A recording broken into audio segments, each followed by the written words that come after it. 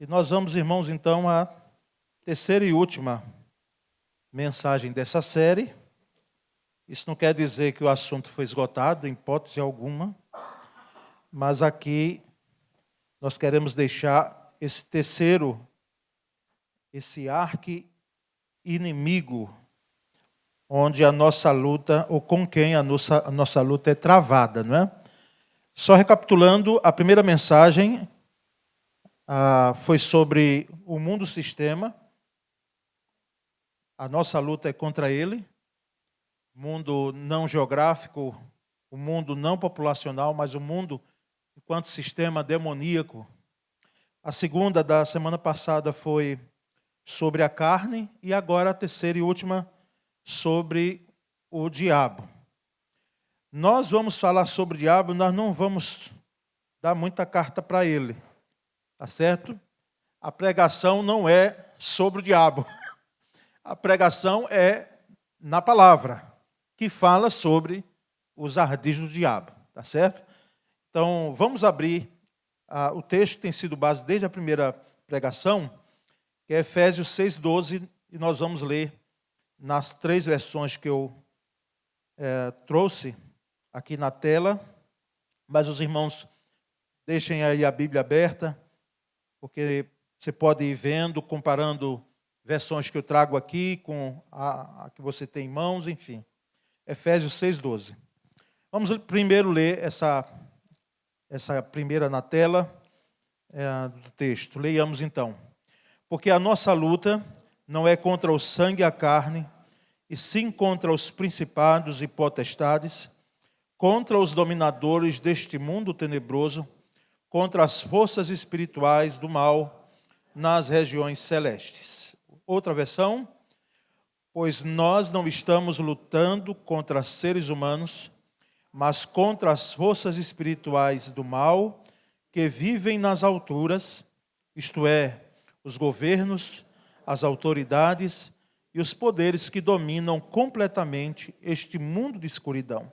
Uma terceira e última, pois nós não lutamos contra inimigos de carne e sangue, mas contra governantes e autoridades do mundo invisível, contra grandes poderes neste mundo de trevas e contra espíritos malignos nas esferas celestiais. Amém. Vamos orar mais. Senhor Deus, nessa noite, aqui estamos diante da Tua igreja e Te pedimos graça, misericórdia, Senhor, de Tua parte para ministrarmos esta terceira pregação nesse tema. Porque sabemos que a nossa luta, ela não é velada, ela não é escondida, ela é travada abertamente, diariamente, constantemente, e que possamos, ó Deus, usar as ferramentas que o Senhor nos confiou, para que possamos, ó Deus, estar alinhados como filhos Teus, com a autoridade também que o Senhor nos dispensou, e essa autoridade temos plena convicção que não provém de nós, embora foi dada a nós, provém de Ti, para que possamos também fazer uso dela. Nós, ó Deus, clamamos por nossas mentes agora, em nome de Jesus Cristo, que nenhuma dispersão, nenhum pensamento agora, Senhor, possa ir longe daqui. Ó Pai bendito, faz-nos agora ser levados até a palavra dessa noite. Nós oramos e já agradecemos em nome de Jesus. Amém. Irmãos, o diabo. Quanto a essa matéria, há 2 perigos que podem prejudicar a vida do crente, a vida da igreja, 2 extremos, 2 polarizações, ambas nocivas se tomarmos posicionamento de um ou de outro lado. O primeiro deles é minimizar os ardis do diabo, as astúcias do diabo, a maneira, a sagacidade dele. Se minimizamos esses ardis, pode acontecer o fato de que algumas pessoas também têm feito isso, de maneira incauta, de maneira até ingênua, não é? Espiritualmente falando, sobre negar até a existência do diabo. elas desconhecem o seu poder, pessoas que agem assim, desconhecem as suas armas, seus agentes, que são os diabos, né, os demônios, melhor dizendo, e suas estratégias também, as estratégias do diabo.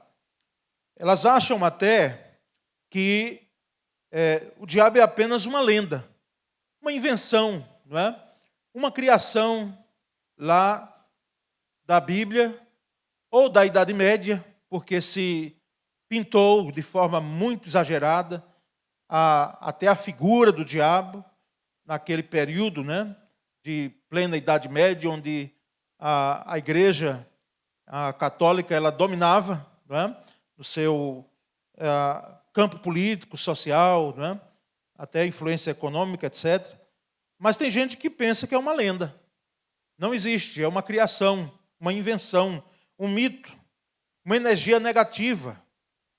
Tem gente que subscreve essa posição e quem pensa assim, quem age assim, quem toma este caminho, está muito perto, se já não caiu, nas teias do diabo, né? Nas garras do diabo. Porque nós sabemos dos seus ardis, enquanto ele ser espiritual. E percebemos então, irmãos, que o diabo é mais perigoso, então, na astúcia dele, na sagacidade dele, do que na ferocidade dele. No aspecto, vamos dizer, da expressão maligna que ele tem. Ele é muito mais sagaz, ele é muito mais ardiloso, ele usa de estratégias quase que subliminares, e depois é que ele mostra as suas garras, porque se for mostrar de fato tudo de vez, ele sabe que pode ser que não tenha esse sucesso que geralmente ele tem quando usa dos seus ardis, não é? Então, ele é feroz, mas ele esconde essa identidade, essa ferocidade, de tal forma que as pessoas têm até esse posicionamento aí de pensar que ele é um mito. Ou alguns até, de maneira totalmente deturpada, não é? Como alguns, eu não quero nem citar o nome aqui, mas se o irmão quiser, numa conversa mais pessoal, não é? Dizer que alguns até pensam que ele será salvo. Ele vai ter arrependimento da atitude dele, daquilo que ele fez, de sua desobediência, de sua natureza lá de rebelião, não é?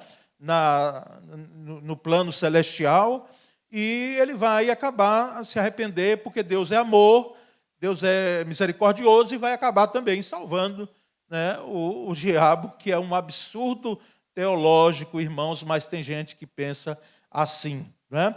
Inclusive, um deles até chamava o nosso irmão Lúcifer, né? Nosso irmão, porque era um ser criado, foi um ser criado por Deus, um ser angelical. Então, de tal forma que faz parte do jogo dele esconder essa identidade. Esse é um primeiro perigo, minimizar. Dizer, não é nada não é ninguém. Né? Então, muito cuidado, tá certo? Porque minimizar os ardis dele não nos vai levar a nada. O crente precisa saber que essa postura não é uma postura coerente em relação ao que a Bíblia apresenta. Mas o outro lado é maximizar, é supervalorizar o diabo. Não é? Enquanto alguns dizem que era uma lenda, outros colocam ele numa posição que ele não deve estar. Maximizam os ardis do diabo. Aqueles que falam mais do diabo do que de Deus. Falam muito. Mas o diabo faz isso, faz aquilo, foi o diabo que fez isso, foi o diabo que fez aquilo. E aquilo que é, de fato, se for num testemunho de alguém que foi liberto, que foi salvo, deve-se fazer a fala, é claro, daquilo que ele fez, lamentavelmente na vida de alguém, mas do que Deus faz e do que Deus fez. Percebemos que fazem do diabo, então, um protagonista de quase todas as ações, quem age dessa forma, maximizando os ardis do diabo. Coloca ele como autor de todas as ações não é, maléficas que no entendimento da pessoa acontece. E eu não estou aqui para minimizar a ação dele. De fato, muita calamidade, muita tragédia, muito irmãos, muito tudo que não presta. Ele é o grande autor, sim. É ele, surge dele. Agora, nós precisamos entender que nem tudo vem do diabo. Porque existe algo que é diabólico, existe algo que é carnal, existe algo que é de caráter humano, não é? A nossa vida aqui na terra não está sujeita só à ação do diabo. Existem questões, por exemplo, uma dor de cabeça, pode ser que não foi o diabo, que ele pode colocar, pode, tá certo? Ele tem esse poder de lançar uma seta e nos atingir com dores de cabeça, por exemplo. Mas nem toda dor de cabeça vem do diabo. Alguém diz, eu estou aqui, estava pronto para ir para o culto agora, e o diabo colocou uma dor de cabeça em mim. Chama a atenção dos irmãos. Pode ser, mas não pegue o caminho de que toda dor de cabeça vem do diabo. Às vezes, irmão, é um comprimido, é uma medicação orientada que deve ser tomada, ou uma noite de sono que não foi bem dormida e precisa de um repouso maior. Às vezes, irmãos, o pneu do carro que fura no trânsito, alguém pode dizer, olha, mas estava indo aqui para esse evangelismo, Satanás aqui, né, fez com que esse pneu fosse furado. O que ele pode fazer? Pode, irmãos. Mas nem todo pneu furado, não é? Foi do diabo. Às vezes foi o descuido daqueles que são responsáveis pelas vias. Não é? Lembro que vinha de Poço Verde, chegando em Lagarto, ainda num breu, não tínhamos nem chegado na cidade, à noite isso, por isso que é bom evitar a noite, mas era por volta de 19 horas, estávamos voltando, não era tarde assim, e uma cratera. Olha que eu dificilmente perco pneu. Fui agora a Fortaleza e de volta, graças a Deus, nada. Já fui outra vez para o Ceará também, nada. Né? Já fui para mais de outros lugares, nada. Mas ali, eu digo, meu Deus, eu agora vou andar um pouco mais, porque se parar o carro aqui, sabendo você que quem tem carro, que se a janta ia amassar, pronto, aí eu perdi a janta e perdia tudo. Mas eu olhei para um lado, eu sou anipoliano, Isaac não estava nem conosco, eu digo, vou puxar um pouco mais para um lugar mais claro, que é prudente. Chegamos lá, tiramos, saímos, tentei, irmãos, trocar o pneu, né? Subi na chave até. Eu faltei subir assim e o pneu nem se moveu para rodar, não é? E uma casa assim mais perto, eu disse, Sônia, vamos comigo, porque essa hora, se eu aparecer batendo palma ali, o sujeito pode sair com um bacamarte ali, né? E perguntar o que é. Então, vamos comigo, eu bato palma, você fala. E aí acertamos, o sujeito veio lá, magrinho, nos ajudou, indicou um borracheiro, porque ele disse, essa chave que o senhor tem não presta aqui para essa... É uma chave de boca, mas não presta para essa chave. Eu nunca tinha trocado um pneu, nunca tinha perdido um pneu. Agora, foi todo resolvido, eu não atribuí ao diabo, não atribuí a questão do descuido na via, uma cratera daquela ali, né? Que graças a Deus e graças à questão do poder público que consertou quando a gente passa lá. Né? Mas, irmãos, precisamos ter cuidado, tá certo? A gente não atribuir questões que são humanas ou que são carnais, da carne, ao diabo. Tá certo? Não queremos aqui desculpar ele de muita coisa, não. Repito. Mas existem questões que a gente precisa ter equilíbrio. Esse tipo de interpretação está em desacordo com as Escrituras. Tá certo? Se a gente for atribuir tudo quanto acontece. Não podemos confundir a ação do diabo com as obras da carne. Agora, reitero, muito cuidado. Porque algumas discussões de cônjuges acontecem por ardil dele, não é? Seta dele. Não esqueça como hoje, no avanço evangelístico, ali nos entornos de Arapiraca, não é? E conheci um homem, e já contei até aqui na igreja, um homem que ele foi até, assim, teve um sucesso grande trabalhando, pensando que estava fazendo bem às pessoas. Às vezes a entidade, o guia dele, fazia com que ele saísse daqui do Brasil fosse feito em outro local no mundo, e ali tinha um efeito aqui. Grandes autoridades chegavam à sua casa. Ele teve muito sucesso financeiro, mas até o dia que ele foi alcançado pela graça de Cristo. É um servo de Deus. Mas ele contando, ele disse: pastor, é impressionante o meu guia, né? A entidade que eu tinha aqui, me chamava inclusive até de filho, né? E cuidava, fazia com que eu tivesse o sucesso. Depois ele perdeu tudo quanto ele ganhou nessa vida, né? Em relação a fazendo esses tipos de trabalho, né? E uma vez essa entidade disse: meu filho, veja como eu faço as coisas. E aí vinha o marido com o carrinho cheio do supermercado, descendo ali para ir para o estacionamento. E vinha com a esposa, os dois tranquilos.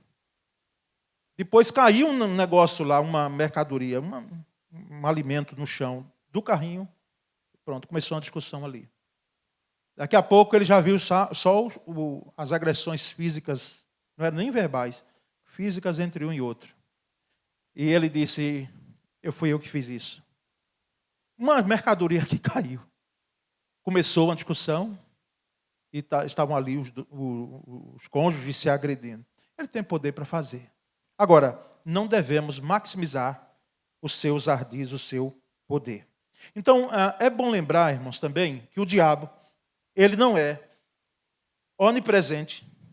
Ou seja, o que significa onipresente? Está em todos os lugares, não é? Ele não é onipresente. Ele não é onisciente. O que é onisciente?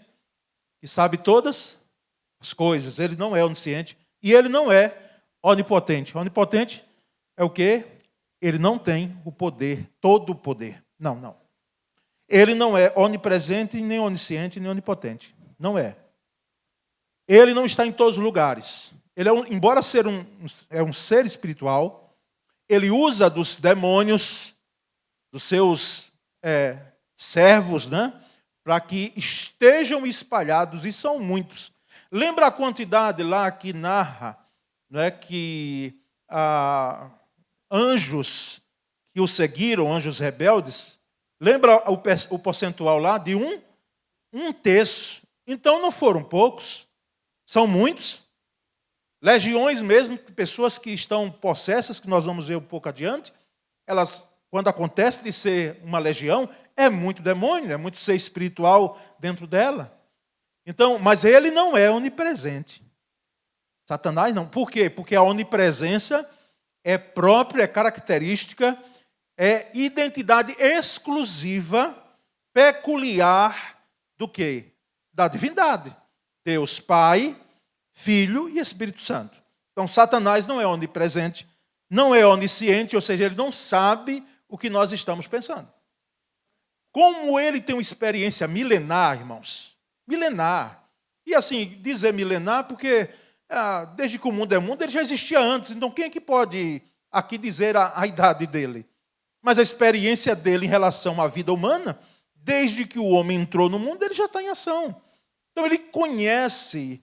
E ele, de fato, conhece a nossa vida. Ele sabe a nossa maneira de agir. Então, ele nos conhece de alguma forma. Agora, ele não é onisciente. Ele não sabe o que nós pensamos. É impressionante que as nossas orações podem ser feitas mentalmente. É bom que se verbalize. É bom. Mas as nossas orações, nós podemos orar ao Senhor, não é? Sem esboçar palavra alguma, e o Senhor ouve. Olha que Deus Todo-Poderoso.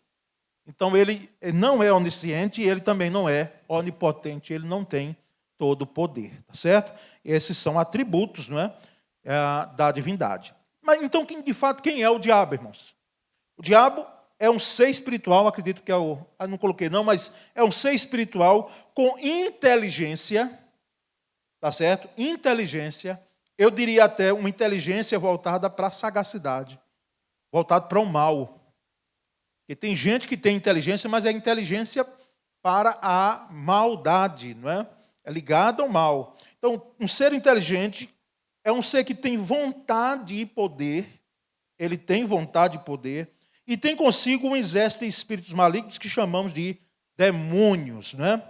E o que o diabo também não é, que às vezes as pessoas têm confundido lá fora, porque do crente se espera que não se confunda diabo com isso.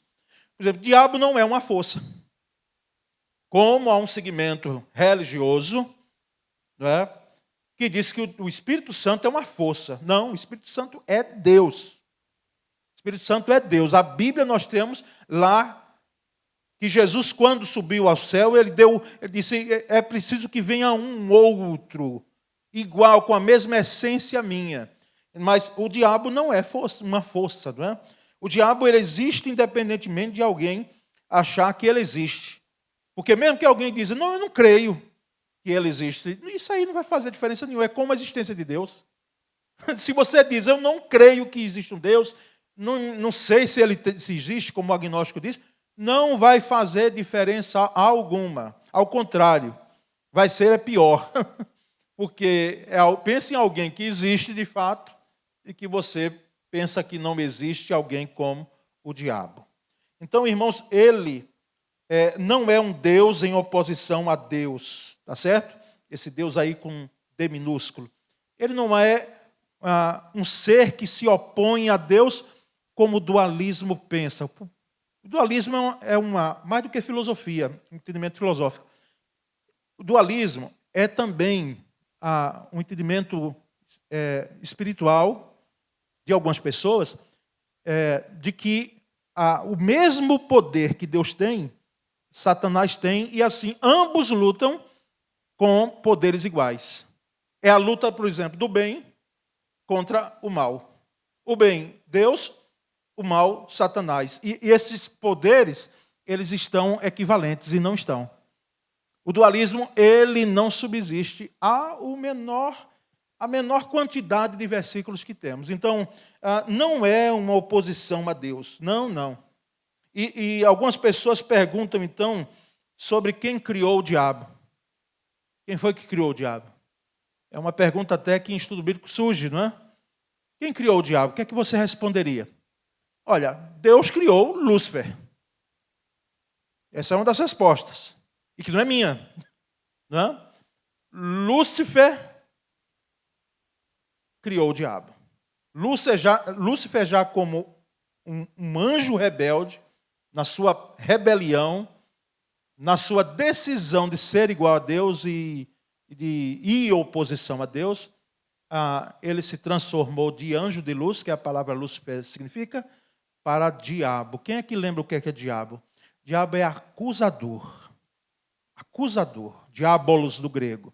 Então, o diabo, de fato, irmãos, é esse ser acusador. A Bíblia chama ele de acusador.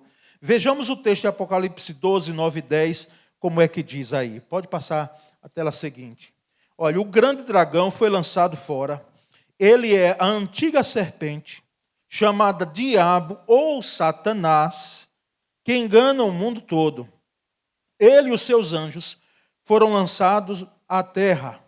Então ouvi uma forte voz do céu que dizia, agora veio a salvação, o poder e o reino do nosso Deus e a autoridade do seu Cristo, pois foi lançado fora o acusador dos nossos irmãos, que os acusa diante do nosso Deus dia e noite. Então, acusador. Alguém que faz o papel de acusador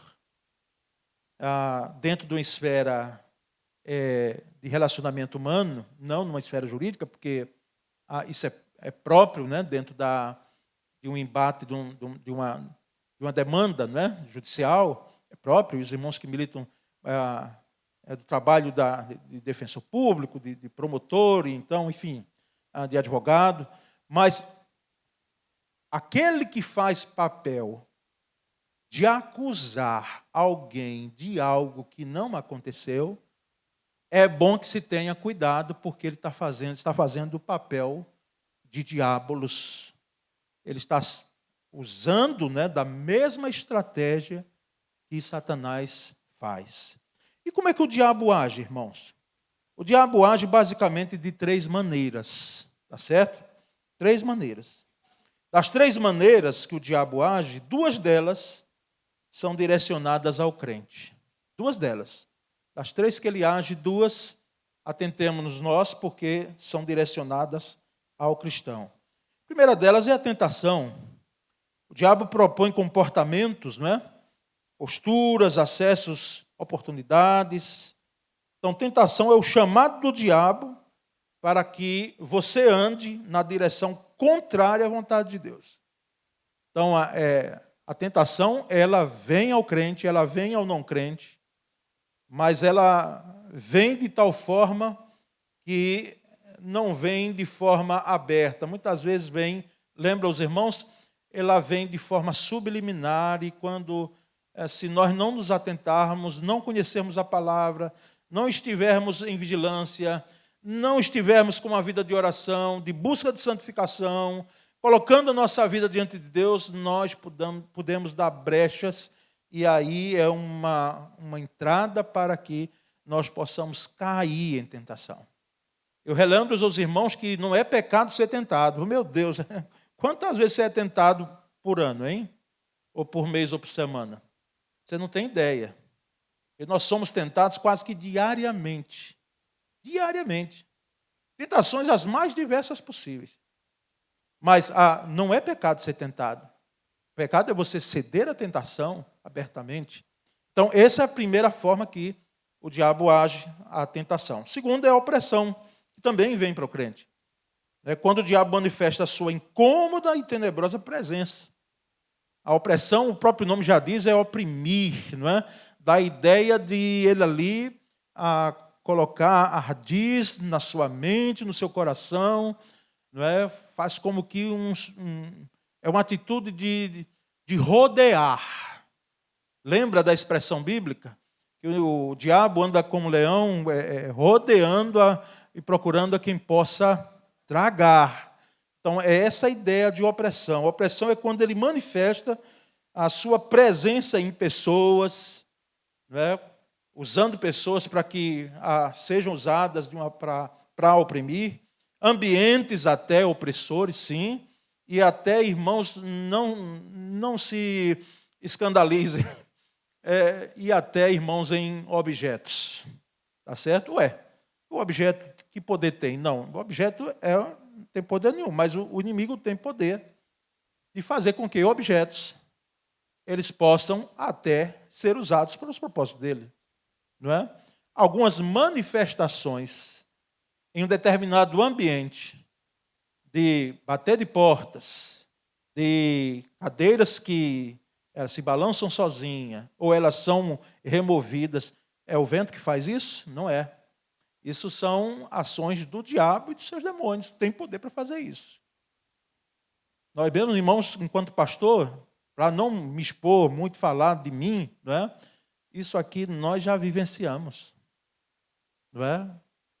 Situações que as pessoas em opressão, não crentes, é bom que se diga isso, porque com crentes o ambiente de lá é um ambiente que pode até acontecer se você chegar a um lugar, porque a coisa é tão nojenta, irmãos, é de que às vezes se foi feito ritual naquela casa que você alugou, aquela casa que você comprou, se foram feitos rituais ali, como nós já temos conhecimento disso, né, as entidades elas não são demônios, e você que exagerou muito na questão quando veio o estudo de guerra espiritual, batalha espiritual, de demônios territoriais, que atuam só no território. Não, demônios são seres espirituais que eles estão em qualquer lugar.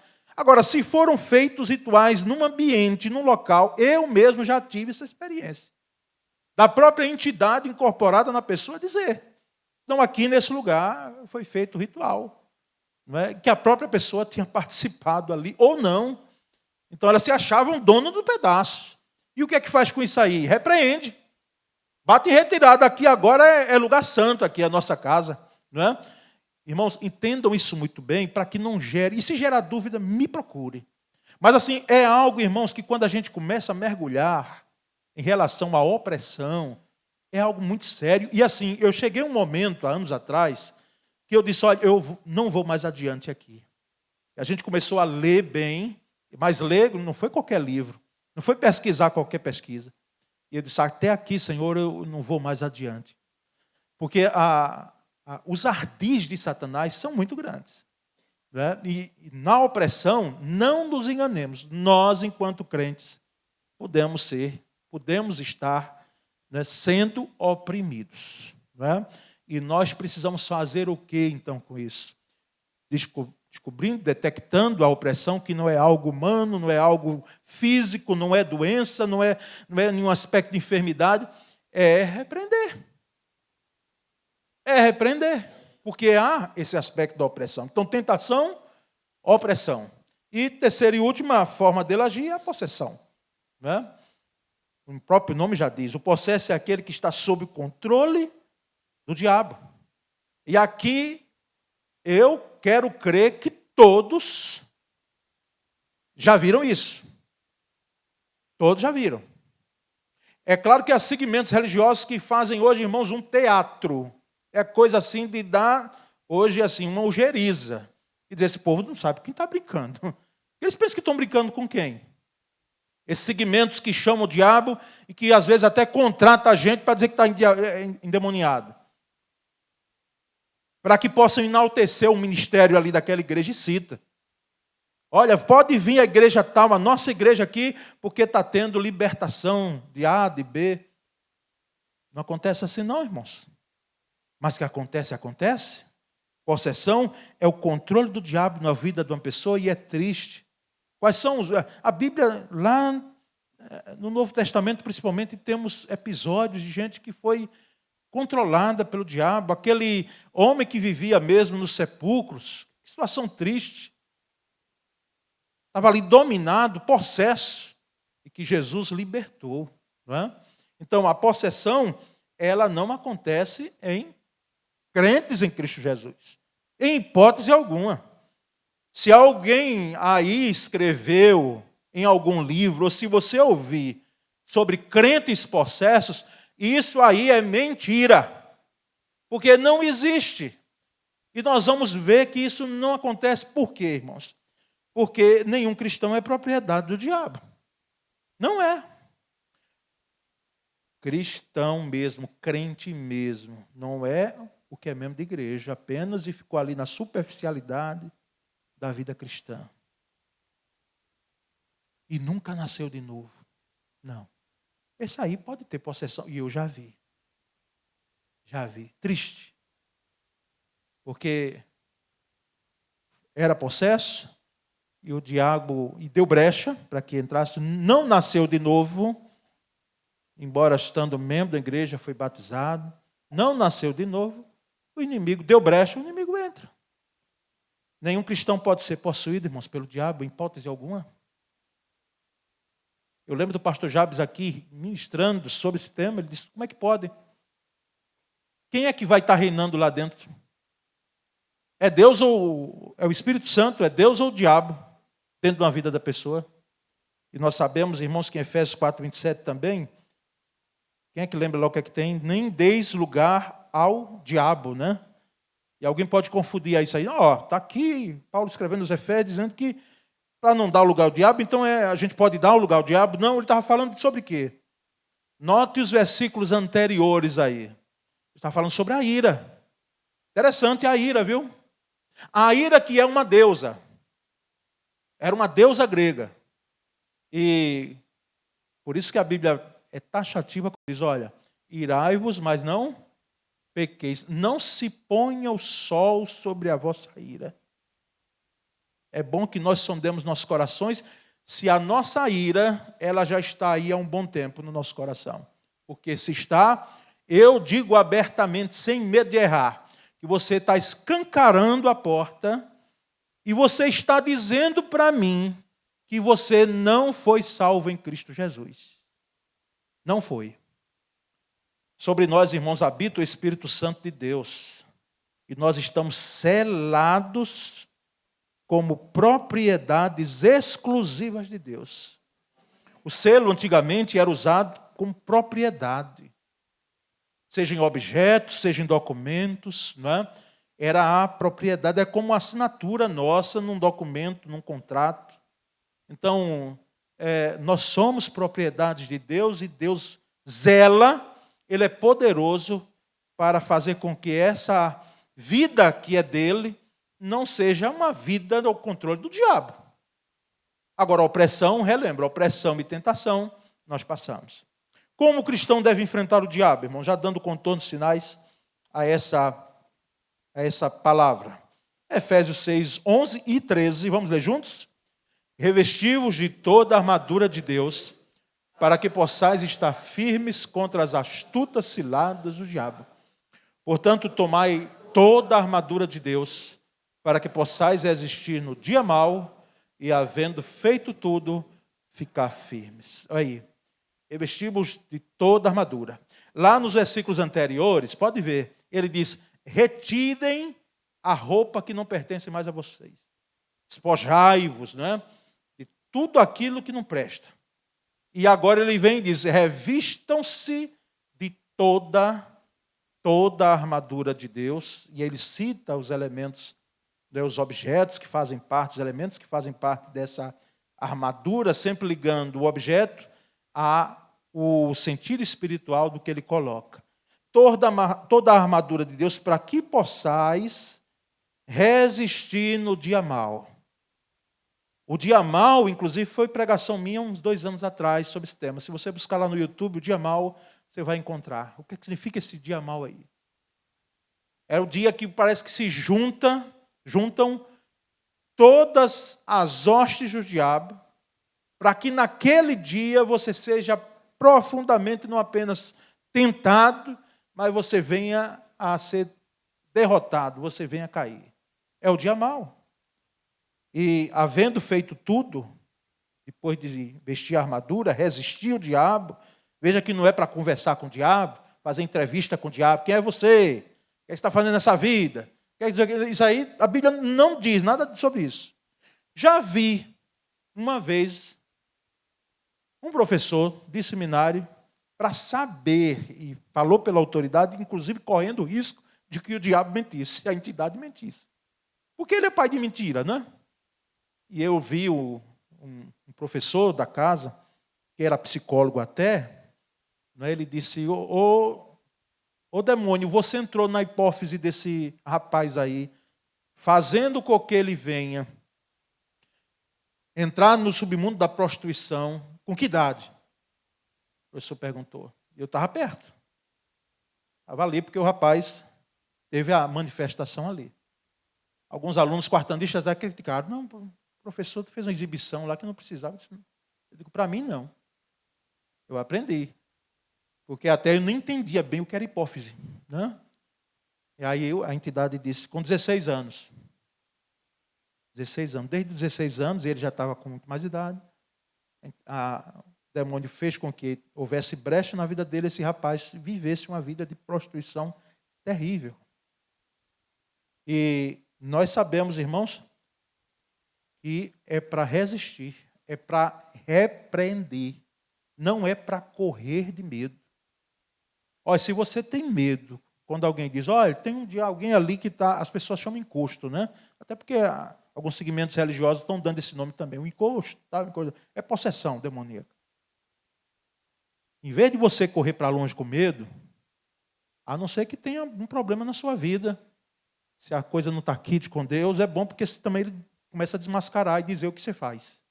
Como eu já vi alguém, quem sabe aqui, já presenciou. Sim, vai correr? Não. Pede perdão ao Senhor. Senhor, sou lavado e remido com teu sangue. E vá em frente. Né? Vá em frente. Porque se você é crente, aliás, em Cristo Jesus, Deus lhe deu autoridade para repreender o diabo. Repreender. E ele vai, sai. Pode até demorar um pouquinho mais. Como uma noite inteira. Mas que ele sai. Porque a autoridade não é nossa. A autoridade é do nome de Jesus. Nós repreendemos em nome de Jesus. Não em nome como aqueles filhos de Cefas, né? Em nome do Cristo que Paulo prega. Ó, nem sabiam quem era. Nós repreendemos você. Não, conheço Paulo, sei quem é Cristo, mas vocês quem são? Então, irmãos, devemos enfrentar o diabo com a armadura de Deus. Jesus venceu a tentação do diabo recitando a palavra de Deus, citando a palavra de Deus, citando a palavra de Deus, que é uma das peças da armadura. E por último, aqui é um grande conforto, consolo, enfim, é algo que todo crente já deve saber. Jesus já venceu o diabo. Por isso que não há dualismo. Forças opostas iguais. Não. Meu Senhor, imagina alguém pleno potenciário. Que diabo tem poder? Tem, mas imagina alguém que tem poder enorme, imenso, que não se pode nem quantificar. Esse já venceu o diabo. O texto de Hebreus 2,14, vamos dizer juntos? Portanto, visto que os filhos são pessoas de carne e sangue, ele também participou dessa condição humana, para que por sua morte derrotasse aquele que tem o poder da morte, isto é, o diabo. Já foi derrotado. E se alguém pergunta, e por que está agindo ainda? Está agindo porque até o agir dele é limitado. Não é? É limitado. Está agindo porque o mundo está envolvido em trevas, como nós lemos lá no versículo 12. Está agindo porque as pessoas dão brecha para que ele faça. Mas sabemos que ele já foi derrotado, não é? A marca de derrota dele já foi carimbada. E ele tem pouco tempo de ação. Por isso, ele está fazendo tudo quanto pode para poder ter vidas, não é? Para o inferno. Não é? E nós sabemos que Jesus já o venceu na cruz do Calvário. Quando ele disse, tudo está feito, tudo está consumado. Ali foi a grande, não é, vitória de Cristo Jesus. Meus irmãos, eu desejo profundamente que a igreja do Senhor seja edificada, alertada, inclusive, não é, com essas 3 pregações. E eu quero dizer um desejo do meu coração, é que nesse ano ainda, vamos ver aí dentro das ações da igreja, nós temos um congresso de despertamento espiritual. Congresso de despertamento espiritual. Onde nós possamos aqui, num final de semana, irmãos, e quem sabe toda a semana a gente ter ações desenvolvidas. Não é? Eu penso que uma igreja que faz 112 anos como a nossa, nós devemos ter 112 dias de oração, não é? Ininterruptos. E combinando ali, se Deus permitir, com a proximidade ali do mês de aniversário da igreja. Então, vamos falar com a irmã Diaconisa Raquel, que é a nossa líder, e precisamos, em muitas áreas da nossa vida, nós estarmos atentos. Porque existem situações que são preparadas, ciladas, e que se o crente não souber que aquilo vem identificar que vem do diabo, não é, nós vamos ter muito problema, como temos tido. Mas que Deus, por sua graça, tenha misericórdia de nós e vamos, irmãos, não vamos baixar a guarda, tá certo? Em tempos de guerra, nunca pare de lutar. Vamos orar, Senhor Deus bendito, nessa noite, quando deixamos aqui com a tua igreja essa 3ª pregação, dentro desse tema, nossa luta, Senhor, nós te pedimos a tua graça sobre nós. Pai bendito, em nome de Jesus Cristo, faz com que nós possamos estar cientes e alertas aos ardis do diabo. Nós, ó Deus, te pedimos autoridade, poder, para que possamos repreender, possamos discernir aquilo que vem dele, muitas vezes pintado belamente, bonito por fora, mas por dentro as garras do diabo que se apresentarão. Nós possamos ter discernimento como igreja e não venhamos a nos intimidarmos de poder repreender em nome de Jesus. Faz com que as brechas das nossas vidas, seja naquilo que nós olhamos, naquilo que nós ouvimos, naquilo que nós fazemos, naquilo que nós pensamos, Senhor, sejam tapadas, para que ele não ache-se no direito de entrar por algumas delas e lançar suas setas, para que venha nos atingir. Nós, ó Deus, oramos e agradecemos em nome de Cristo Jesus. Amém.